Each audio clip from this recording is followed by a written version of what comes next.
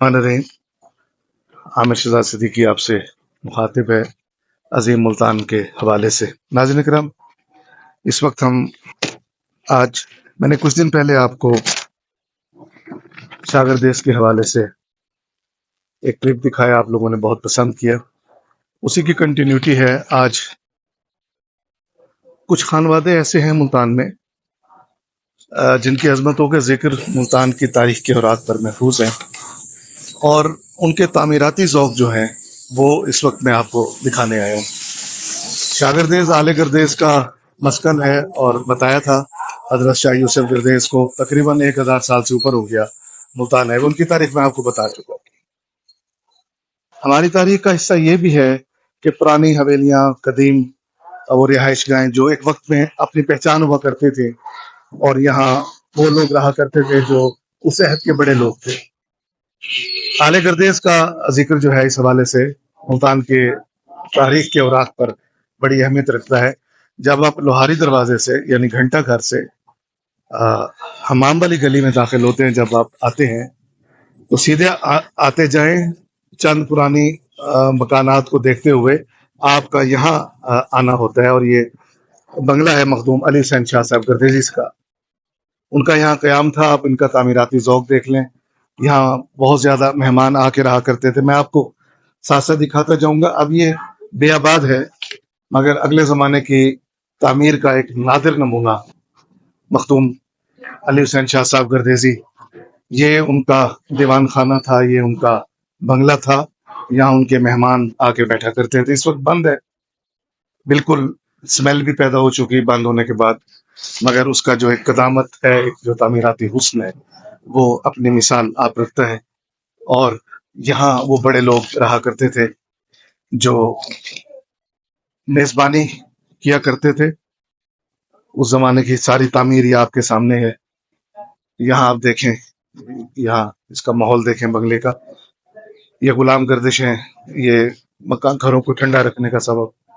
ये अंदरून खाना, ये बाहर बैठक थी बैठने की, ये अंदरून खाना था उनके ख़वातीन के लिए, उनकी रिहाइश गाह इसके अंदर थी। इसी तरह जो शागर देश की सराउंडिंग में जो पुराने घर बाकी रह गए हैं, उसमें मखदूम सैयद कसवर हुसैन शाह साहब गर्देजी का घर इससे आगे है। अभी हम चलेंगे वहां, मैं आपको दिखाऊंगा।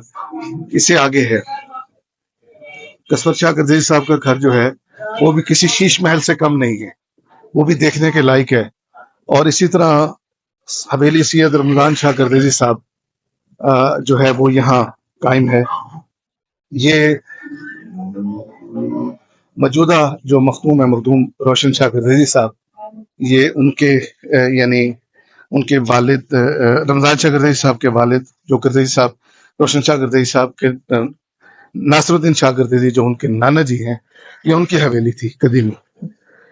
हम इस वक्त गुजर रहे हैं अली हुसैन शाह साहब गर्देजी के बंगले के पास से, वही तामीर, वही पुरानी कदामत, और उन गलियों में हम जा रहे हैं जो आले गर्देश की पुरानी हवेलियों की हमें निशानदेही करती। कैमरा मेरे पीछे पीछे है, आपको तर्ज तामीर दिखाना है उस वक्त के रहने वाले लोगों का अंदाज। इसको देखिएगा, इसको देखते चले जाइए कैसा कदीम ये अंदाज तामीर जो था आले गर्देश की इन पुरानी हवेलियों के साथ। ये दरवाजा देखिएगा।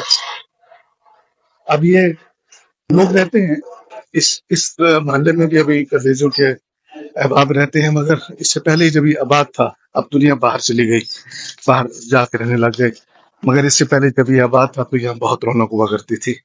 और गर्देजियों के हम जब बड़े नामों की तरफ बढ़ते हैं, सैयद मोहम्मद अता शाह गर्देजी एक फिलासफर थे, दानिश्वर थे, फलसफे पर उनकी बहुत गिरफ्त थी।